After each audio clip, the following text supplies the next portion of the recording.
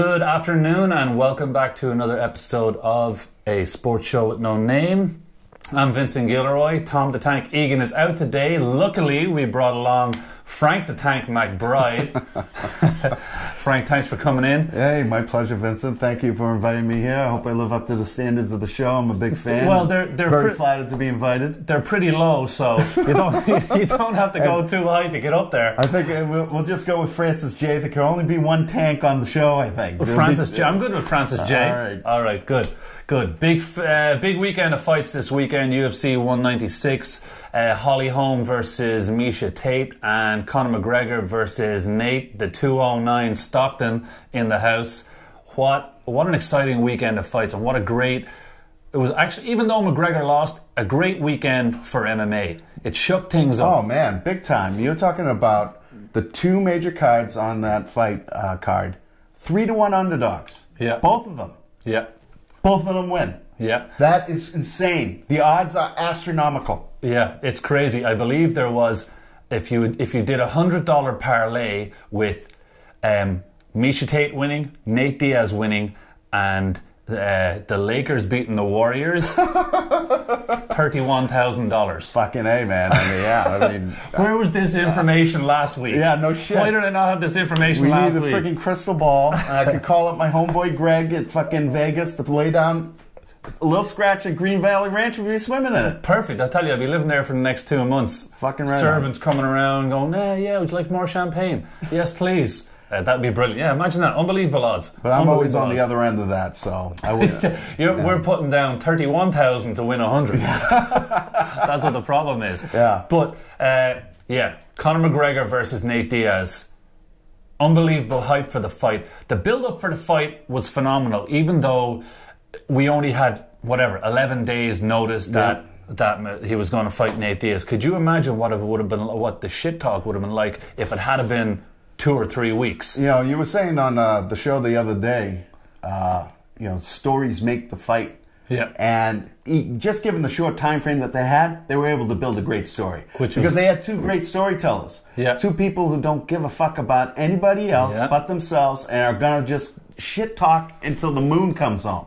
And, Diaz is not really the most loquacious person, and his vocabulary choice is very limited, but just the things he's able to come up with and get across, it definitely was a match to McGregor, which is very hard to say. You're not going to get a match to McGregor very often at all, if at all. Yeah, it's true. But as Tom the Tank Egan said, Diaz dubbed it down so much that McGregor kind of had no response for it. Yeah, no doubt. You know, he what can you say when the guy's just shouting steroids and fuck you? There's nothing, what can you say? He's literally so dumb that it was an intelligent thing to do. Yeah, because I'm sure McGregor had a laundry list of comebacks and counter attacks as far as what could possibly be said to him. And there was no material for him. Yeah, it was unbelievable. The build-up was great, and the fight itself. Even though McGregor lost, and I'm a huge McGregor fan, I'll always stick by my countryman. It was a great fight. Oh yeah. He started his little psychological war from as soon as Herb Dean brought them to into the center of the octagon. He's looking at him and he's like, "Where do you want to go? I'll go wherever you want to go." You know, they're jawing back and forth. And McGregor definitely got the best of Diaz in round 1. He threw some phenomenal punches, but as he said himself, he kind of wore himself out in round 1. I guess, I didn't pick up on that when I was watching the fight. He seemed strong, and when he took this fight, that was a concern I had, him going up so much in weight and having to fight a guy who's closer to that weight than him, that it would have a sluggish effect on him, or it would kind of drain the power he had on his strikes. But it looked like he hit some very effective, strong punches and strikes and kicks on Diaz at the start, and he looked good. So I was like, okay, well, he's able to handle this jump, and he seemed to negate the incredible reach that Diaz had too, as you said, working inside and hitting with that uppercut. That uppercut seemed extremely effective at the beginning of the fight for the first 2 rounds. And I had him winning the first 2 rounds. Yeah, he definitely won the first round, but Nate Diaz's ability to take punishment at a higher weight class has been proven in the past. He fought at 170. He's 2-2 at 170, and he both fights that he lost, he went the distance. He has an ability to just keep coming forward and take punishment from bigger guys. And McGregor found out in that fight that it takes a lot more than the punches he throws at 145 pounders to put down a guy who's either at 55 or 70. And that's one thing that McGregor learned in that fight. And he even said it himself in the post-fight press conference. He said he kind of panicked. He said he panicked after he hit Nate with some real good shots, and Nate wasn't going down. Yeah, and well pointed out, I mean, the fact that the battles that Diaz has been in before, I mean, you see him at the beginning of the fight, and he is getting tagged by McGregor with some quality shots, right? Cuts him open. Blood all over the place. And to like a person who's never seen Nate Diaz fight before, you're like, oh God, he's in trouble. Like it's over. Yeah. But that's because his skin is now like leather from all the scar tissue, from all the battles he's had before, that basically if I slapped him, he might fucking cut open and stop bleeding. And it means nothing to him. No. Like, blood flowing into his eye is just like fucking whatever. I don't care. That makes no difference. It just happens so often now to him that it's parlance and second course for him in a fight. Yeah, you know? He hit both him and Nick. If you remember Nick after he fought Anderson Silva, he had a huge cut under his eye, but he could have gone he probably could have gone another 5 rounds. Yeah, He didn't care, and that's how it is. That's how it is with those Diaz brothers. They're just tough as all hell. But Conor definitely got Conor definitely had the upper hand in round 1. He was landing some of those big left hands, but as I said, they weren't putting Nate Diaz where those big left hands normally put other fighters. Yeah, you know, no doubt. So he even said himself, he panicked, and Nate almost just went into autopilot. Now, what round was he speculating that he panicked? In the second? In the second, yeah. Because he did hit him. Because if you remember in the second, he said he threw that big uppercut, and Nate's face was already busted up all over the place. Nate just took it and kept walking forward. Yeah. So McGregor had never been put in that situation before of a guy of that size just still plodding forward. Because most of the guys that he fights, you got to remember, McGregor is very big for the 145 weight class. He's so most of the guys, extremely. That's why, as he said, most times when he hits guys with those shots, they just crumble. Yeah. But as you go up in weight, and he's learning this, which is great, and it was great to see him recognize that. You know, he knows, as he said himself afterwards, you either win or you learn. And this is something that I said to my nephew a couple of weeks ago, Brian Gilroy. He had a boxing match and he didn't win, and I said to him, I said, listen, you either win or you learn. Losing is a choice. You can choose to lose, you can choose to be defeated, but you can win, which is great, but if you don't win, you learn and you move on. Absolutely. So especially in fighting.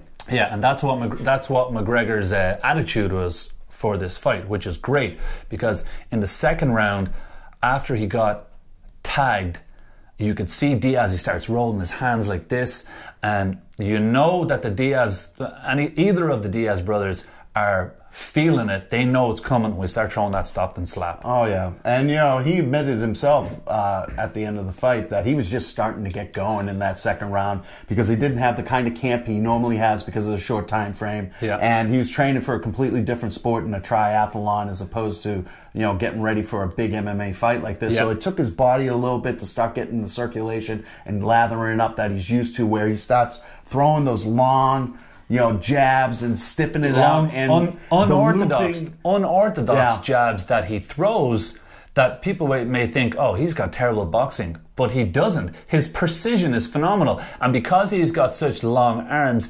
the kinetic energy the potential energy turning into kinetic energy by the time he snaps that off at the end, he's doing damage on people. It's like a whip. It's like I was telling you earlier. It's like taking a tree branch, pulling it back, and letting it go. Yeah. It's just flap. Yeah, absolutely, and you see that McGregor wasn't. It looked like he wasn't used to being hit by punches like that. Yeah. So when Diaz, I think it was in the second round, he threw a right, jab, hit him, came across with the left and cracked McGregor right in the side, and McGregor stumbled back, and that's when you see that Stockton confidence come out. He puts his hands out like this, he's like, what now? And then throws a Stockton slap. Yeah. You know, that's when you know that Nate Diaz or Nick Diaz is feeling it. Yeah, and you know, once they get into that mode, I mean, they could be downtown Stockton. That place, I've been through there myself. Piece of shit, you know? Fucking a gangbanger, pull out a gat, put it to his face, and he'd still go, fuck you, motherfucker. I mean, that's the mentality that these guys have. Once they get in that mode, there's no stopping them. Yeah, they're like you know, they're like bangers or somebody who works at a drug cartel. They're just fucking out for blood at that point. Yeah, he doesn't care. But he rocked McGregor, and then, as Conor said himself, he kind of panicked, and then he shot in, tries to go over the takedown, and when Nate got him on the ground, there was some beautiful jiu-jitsu there by Nate, because when he went for the neck, you'll see he kept his foot on the back of Conor's leg so he couldn't bridge and roll out of it. Yeah. And that's what Conor was trying to do, kind of similar to what he did in the Chad Mendes fight, when Mendes went for the neck in a similar situation, and Conor, well, the fact that he had been rocked and he was gassed, it's difficult for him to get out of that situation. People are saying, oh, you know, he didn't get out of there because, you know, his jiu-jitsu wasn't as good or whatever, but that's not technically true. He didn't get out of there because A, he'd just been rocked, and B, he was gassed. And plus, when you have a Gracie jiu-jitsu guy on top of you like Nate Diaz, very rare Nate Diaz gives up the mount. No, you know? no doubt. I mean, you could see, you know, he went to shoot that leg to save himself from the beating that he was about to take. You know, that he was continuing to take on his feet. So he had to get out of there. That's what he wanted to do. But from there, the transitions, like you said, Diaz's experience, very, very effective and excellent Gracie Jiu-Jitsu black belt. You can see him transitioning. He automatically sprawls. He goes to guillotine. Guillotine, he starts rolling. He blocks his roll. Goes to anaconda. You know, starts to turn his back. Takes his back. Gets behind him rear naked. And then that's it. But it was beautiful if you guys watch the fight. When he starts to get that rear naked, he puts his hand in underneath and then throws a shot to Conor's face to get his head to lift up. Then he sinks in that choke. And as soon as he got that in, I was like, that's it, lights out. And people are giving Conor shit because he tapped, yada, yada, yada. But nobody was getting out of that. Nobody was getting out of that. Yeah, the taps are going to be unconscious in about 3 seconds. Yeah. That's the options. Because once, you know, you see Nate Diaz with that long forearm. That thing is a blade. And he's just pushing that on the trachea. A ventricular constriction here, just totally cutting off all the blood to the fucking head. Yeah. You're not going to last more than 5 seconds once that he gets, especially after he had the second hand in the back of the neck. Yeah. Well, he had it on the top of the head, as you can see in the photograph here. He had it on the top of the head, but he was pushing down like that, so Conor couldn't even wouldn't even be able to get up and get after it. So you know, a lot of when I used to train with this dude, who was called Mutal Pancration, actually started up in Londonderry, New Hampshire. Okay. This guy Jim Avenitis. He used to teach the technique like that, where you put the hand on the head. And then when I actually trained with some of the Gracie folks in Torrance, California, they didn't like that. Yeah. They wanted you, when you did rear naked, get your hook of your elbow under the Adam's apple there. Yeah. Make sure you're using the forearm to go on and get onto the fucking jugular there, and then just once you cross over your bicep, grab your bicep. Don't grab the head. Just use your arm like this, like another vice. Yeah. Press it down. Use your head to come down with it. More effective. There's no way anybody could grab your fingers and shit like that. But when you're wearing those MMA gloves, it's hard to do sometimes because they're kind of bulky and shit. A little clumsier, yeah. So I mean, obviously Nate Diaz knows what the fuck he's doing. Absolutely. There's no position he hasn't been on the ground that he's not comfortable Not with. At all. I mean, he's well storied in tournament jiu-jitsu and in full grappling competitions around the world and stuff. So, I mean, you know, once he got McGregor, and, you know, especially like you said, McGregor getting hurt. I mean, he hit him with that overhand, with that fucking left right on the chin. Oh, yeah, right on the side of the face right there. And you could see that he was hurt. And then he starts fucking clowning on him. Yeah. And Conor started clowning on him too, and I don't think he acknowledged how deep and how much in trouble he was when he started doing that. Yeah. Because he should have fucking covered up. He should have fucking did something to try and get himself One of the things I thought about Conor in that fight was he wasn't covering up with his hands as much as he should, because I think against the 45ers, who even he has said in the past hit like straw weights, he doesn't have to, because he's got that chin that I don't think a 45er can knock out. No. But when you go against a guy who's of a heavier weight, that's a heavier punch. And as you can see, the result, speaks for itself. He got rocked. He got rocked probably 3 or 4 times. Yeah, no doubt. In that fight. Yeah. But highly entertaining fight. And McGregor took the loss like an absolute champion. You got to give him really credit. did. Absolutely. He is a good sportsman. Yep. Because he'll talk shit all day long or whatever, but he backs it up. And when he doesn't, he proved it. He proved that after the fight by coming forward and just speaking his mind and saying what he did as a mistake. And in the post-fight press conference, his first question, they asked him, they obviously asked me what went wrong and what he thought happened, yada yada, the usual kind of questions, and he answered it honestly and detailed, not skipping the question. He answered it very detailed. And if you watch the post-fight press conference, and you hear, after he answers that question, you'll hear a round of applause. Do you know what that round of applause was from? That round of applause was from Nate Diaz's camp. Yeah. And you never see that. Oh, no. You never see that. As opposed to, I know Ronda Rousey wasn't at her post-fight press conference after she got knocked out by Holly Holm because she had to go to hospital. But you didn't hear about her from, I was checking the internet for a week. Yeah, no shit. I couldn't find anything on her for about a week after her fight. But McGregor's like, what does he do the next day? Calls Jose Aldo a pussy again, and Rafael dos Anjos. Yeah, he's not deterred. No, not in the least. As he said, it was refreshing to see somebody step up and answer the fucking questions and not pull a Cam Newton. Yeah. And nowadays or it seems Marshawn like Lynch. These fucking prima donna athletes get everything in the fucking world handed to them, and when they have a disappointment, they can't fucking handle it. Yeah. It drives me fucking crazy. Yeah. It shows a flaw of character and really no fucking guts. All you got is God bless fucking ability and talent given to you genetically, but when you fucking really get down deep and when you're in the shit and you have to fucking struggle, you're a fucking pussy. Yeah. That's bullshit. Hey, and you can't say that about McGregor. I'll tell you absolutely. that right now. Hey, I'm just here so I don't get fined. Yeah. Another typical example of it. You know what I mean? Another typical example of it is Marshawn Lynch. But yeah, McGregor handled it like a champion, and I have no doubt that he is going to learn from this and he's going to come back better and stronger. But overall, it was a phenomenal fight, and hats off to Nate Diaz. Yeah. Whatever he wants next, he deserves. No doubt. I was telling you this earlier about, my thing with the fucking Diaz. I've been watching him since they started out. It was so disappointing because you could see the ability. And they get off a string of wins, and then they get that big fight, and they fucking blow it. And it was I always saw it as something psychological. They were always at the end of fights just fucking really upset and fucking going, fuck this, fuck the UFC, I'm going away, I'm gonna be smoking pot forever and shit. And friggin' this happened like twice. So this is like the third time I think like Diaz has gotten to this pinnacle. Yeah. And I was like, okay, he's overmatched in this one and it's gonna be the same thing. But he fucking came through. Yeah. And he did it. I give him a lot of credit, especially on short notice. Hey, I'm not surprised, motherfuckers. Joe Rogan's reaction to that is, I think Joe Rogan might have said it afterwards that was literally one of his favorite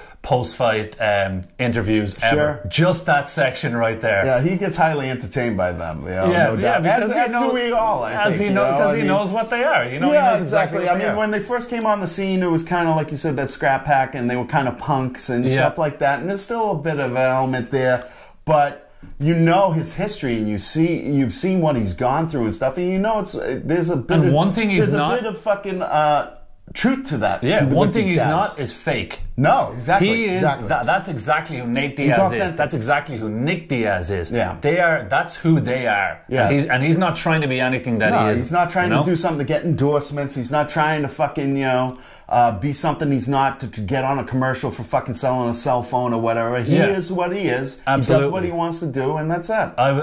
Although Conor lost, I was highly entertained by the fight and disappointed yet impressed by McGregor. Like, who the hell goes up 2 weight classes to It's been a long. I can't think of the last person who fucking did that. No, well, BJ Penn bounced between 55 and and 70. Yeah. But nobody I can think of went up 2 weight classes. But highly entertained by the fight. I think next for McGregor, in my opinion, should be Frankie Edgar at UFC 200. I think Frankie has earned the spot for sure. Yeah. But, you know, Jose Aldo, you know, obviously sent out a Facebook message the day after McGregor lost, or soon after the fight, or whatever, you know, because you know what they're doing? They're looking for that McGregor money. Nate Diaz got paid $40,000 for his last fight, and they got 500 flat for the other night. Sure. Yeah. So who doesn't want that? So as soon as Mendes went from 48,000 to 500,000, everybody's coming out with a woodwork. Of course. You know? Of course. But that's how it goes. So hopefully, I would like to see Frankie get a shot, but I'm also very interested to see how difficult it's going to be for McGregor to come back down to cut weight. He's going to have to start very early because, once again, yeah, he was up at 169 pounds or 168 pounds, whatever he weighed in at, but he was still all muscle. Yeah. You didn't see an ounce of fat on him. Yeah, it is hard. Once you start moving up in weight, yeah, it is harder to cut down to get back to that weight that you once previous was, because of the fact that not only are they training, you know, they're cutting a lot of water weight, but like you said, they're also training and they're gaining muscle mass. Yeah. And once they gain that muscle mass is tough to lose. Yeah, absolutely. It's a lot tougher to lose. I mean, it takes a lot of high endurance running and other kind of things like that to really thin down that muscle mass. Yeah, so that definitely is a longer process. Yeah, definitely. But so I think that should be next for McGregor, in my opinion. UFC 200. Get him against Frankie Edgar will be highly entertaining. Frankie Edgar, coming off a knockout of Chad Mendes, deserved the fight, but ended up not getting it. You know, but that's how it goes. I want to see him. I want to see those two go at it, because then McGregor can clearly say, if he wins that fight, he can clearly say, cleared out the division. And then maybe Jose Aldo later down the line, or whatever, if he wants to defend. Jose Aldo in Crow Park would be unbelievable. McGregor, Aldo, Croker. McGregor, Aldo 2, Croker. That would be unbelievable. Garth Brooks couldn't fill up Crow Park because they wouldn't let him play 4 nights in a row. But I guarantee you Conor McGregor will fill up Crow Park, no problem at all. Next for Nate Diaz, as I said, whatever he wants. He wants the big money fights, and he has said it. Once he got a taste of that 500,000. Now he knows what it's like to get a $500,000 check. I don't know if he does, because he has it now. He's like I said, he's cooked. I don't think it fucking influences him one way or the other, really. Well, maybe he'll just go, I don't need any more money. Yeah, exactly. I don't need to fight again. I'm fucking sick, man. I got my prescription from my doctor. I'm just gonna fucking chill and smoke, man. That's it. Fucking, but I mean, I was thinking that myself. Who will he fight? And he has fought Dos Anjos and he lost. He got dominated. He got dominated by Dos Anjos. Yeah. I'm trying to think who else fucking at the top divisions where he could fucking 55. Well, number 2 is Eddie Alvarez, and then 3 I believe is Anthony Pettis. Then 4 is Khabib Nurmagomedov. So but they're all booked up already. So who knows what's going to happen? But we'll be hearing from Nate Diaz again soon. Oh, no doubt. Definitely now. Yeah, definitely. Absolutely. His name's out there. His name is definitely out there. Okay, undercard of that, or should I say co-main event of that fight, Holly Holm versus Miesha Tate. I was very excited to see how this fight was going to go. And in a way, it kind of went the way I thought it was going to go, but it was way more exciting.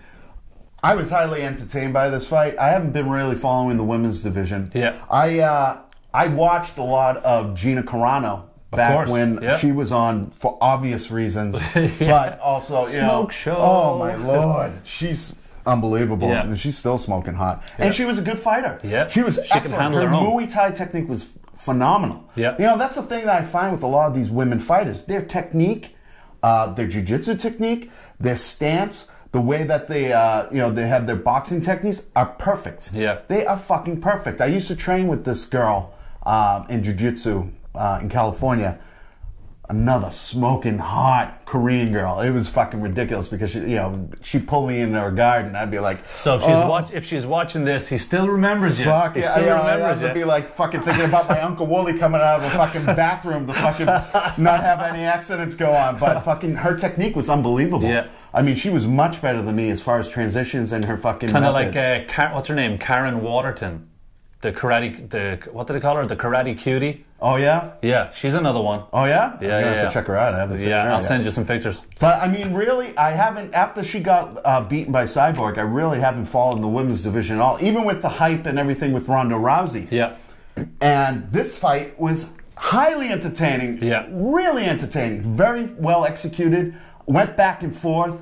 Friggin' great technique on the ground, great striking technique by Holm. She is a legitimate striker. Absolutely. Well, you saw what she did to you saw what she did to Ronda Rousey in Melbourne. Yeah. Like she set up that kick with some beautiful hands, caught her, turned her around, head kick, lights out. And I think credit to Miesha Tate's corner. Obviously, they looked at that game, that fight tape. Yep. They obviously had the right strategy, and the thing that Rousey should have probably done in this: be patient, work your angles to get to the ground because you're gonna have her in your dominant position if you do that. And from what I didn't see I only seen highlights of the Rousey fight, so you could probably comment to this to it better than I. From what I've heard, was that Rousey pushed everything. She was over aggressive, and it seemed like she wanted to punch and outstrike Holm, which is ridiculous because, first of all, Ronda Rousey is an egomaniac. Seems like it. Absolutely, she got into that fight and she thought, I'm going to show this girl that I can box with her. Yeah. And she was nowhere close to being able to box with her. Nowhere close. Holly Holm picked her off from one side of the octagon to the other. Picked her off. Rousey got in there, and one of the main problems in that fight was Rousey kept her head on the center line. Miesha Tate didn't do that. No. Miesha Tate got a little tired in the fourth round of their fight last weekend, and her head was kind of a little still, and she was getting picked off a little bit. But if you notice before that, her head movement was great. She was avoiding a lot of the bigger strikes. She only took maybe 3 or 4 big strikes in that fight, whereas Ronda Rousey, she was keeping her head on the center line, and Holly Holm was just punching the face off her at will. She was throwing like lead right hands and just busting her up, and Miesha was moving her head much better than Ronda Rousey was. Another thing was, if you notice, Holly Holm is extremely strong. She has extremely strong upper body. Yeah. So when Ronda goes to clinch with her, she's clinching more upper body because she wants to get that judoka style takedown. So she's going to try clinch with her on her upper body and then hip toss her, which Ronda can do to smaller fighters. But against a girl like Holly Holm, who is as strong as she is, she couldn't do that. Miesha Tate, on the other hand, if you notice in round 2, I believe there was like 4 minutes 16 seconds left. Miesha Tate in round 2 just started. Miesha Tate takes her down, dominates her on the ground. Absolutely dominates her on the ground. It was at that point I was thinking to myself, if she gets her on the ground again, this fight could be over. But she didn't get her on the ground again until the fifth round. Because when they got to that 5th round, Miesha knew, she's like, this is it. My career could be over here. I could be done fighting forever. She I want to say 4 or 5 times, slipped under that jab, went for the takedown. She got shook off a couple of times, but she never gave up. And Miesha Tate is a dog. She will keep going till the death. She got her arm broken. She got her arm broken. I think Rousey might have broke her arm in one of her fights. Just bent that thing straight over. She's a dog. Eye socket busted in another one. Yeah, she kept going until she got that takedown. And when she got it, I knew that Holly Holm was in serious trouble. Once again with the rear naked choke, she pushed her up against the fence, but if you notice, she got that rear naked choke in and she snaked the leg. She snaked Holly Holm's leg. So if she was going to throw her off, she might have she wouldn't have created that gap in the neck. Yeah. What Holm could have done But hindsight's 2020. It's easy to say it when you're not in the position and you don't have a girl like Miesha Tate with her arms strangled right around you. Was Holly Holm could have dove to the side and tried to crack Miesha Tate's head off the ground. Yeah. But still, even that, I still don't think Miesha would let go. She had that locked in, and she had her hand behind the head, which we talked about earlier on.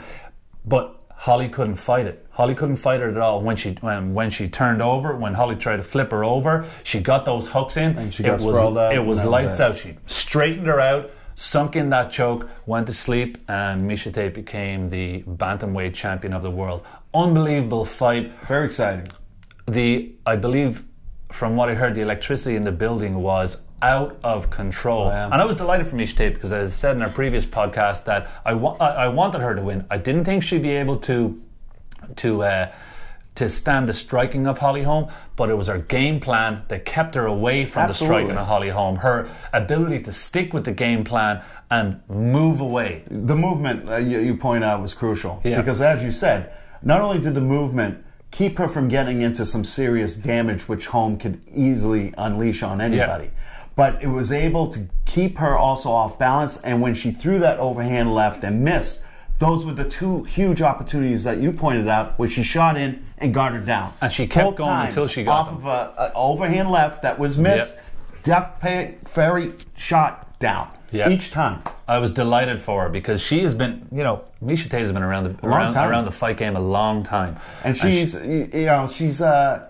just plodded along and has had some bad heartbreaking defeats and stuff. So I mean, this is great that she's able to finally have a championship. I don't know how long she's going to hold a championship. But she's got a championship, and now she can hang her hat on the fact that she's been champ once. Now I feel it's a triangle.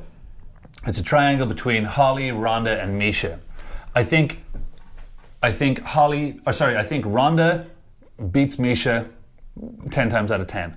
I just think that's how it is. If she's the same fighter that she was before Ronda, we don't know how she's going to come back from that defeat. I think Holly beats Ronda 8 times out of 10. Yeah? Absolutely, yeah. I think Holly beats Ronda 8 times out of 10. So what I would like to see would be Holly versus Ronda. Winner gets Miesha, for a couple of reasons. Just so as Miesha can hold on to the belt for a little longer. Seriously. I don't want her to have to relinquish that belt so soon. Well, let her bathe in it for a while. Dana White is always aggressive in trying to just get the best fights going, regardless and stuff. He said today that Rousey's the #1 contender, and she's going to fight Miesha, which I thought was kind of a drag for the same reason you pointed out. I mean, you could technically take Miesha Tate. She hasn't fought Kat Zingano. Or she lost to her many fights ago. Kat Zingano hasn't fought in a while, and she's on a win streak. Easily can give claim to a #1 contendership. Have them fight, and that's a rematch of a person that Miesha Tate lost to, so that's a challenge for her. And then Holm and Rousey fighting to be able to fight whoever wins that. Another thing, but they want that championship Holm Rousey fucking for the ticket. I know, but another thing they can do is they can use Miesha Tate's good looks to get in more fans.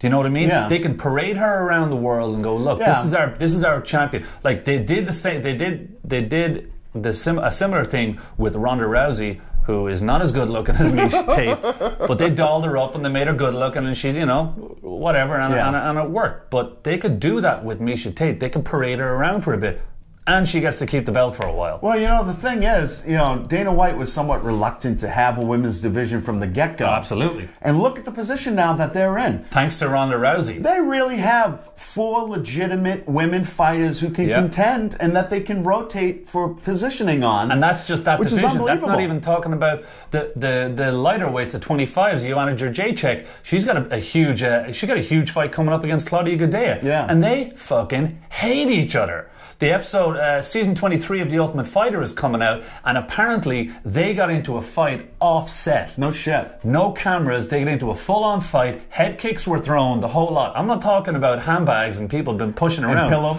pillow fights? 0 pillow fights. No shirts come off? No, I'm talking about...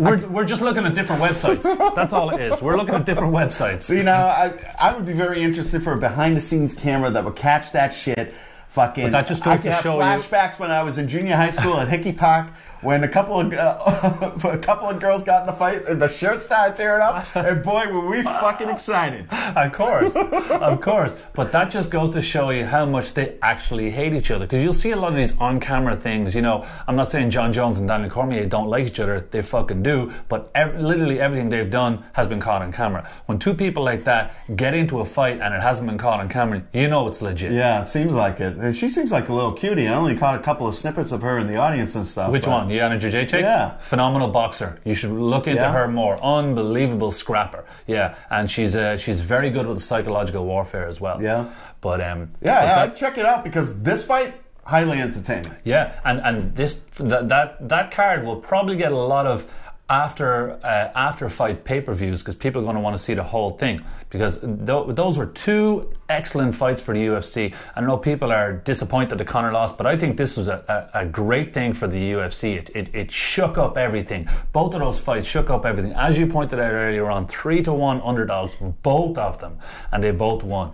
Yeah, I mean, no doubt. I mean, as far as like the sport across the board, really great. I'm a little disappointed because it takes away a bit of the aura of McGregor. Yep. He was really riding high, and he was really building a legendary thing going. You could feel it, and he could have kept that. I give him all the credit in the world. He could have kept that going. He could have stayed in that division and dominated, and nobody would have touched him for a while, and he would have been able to build that higher and higher.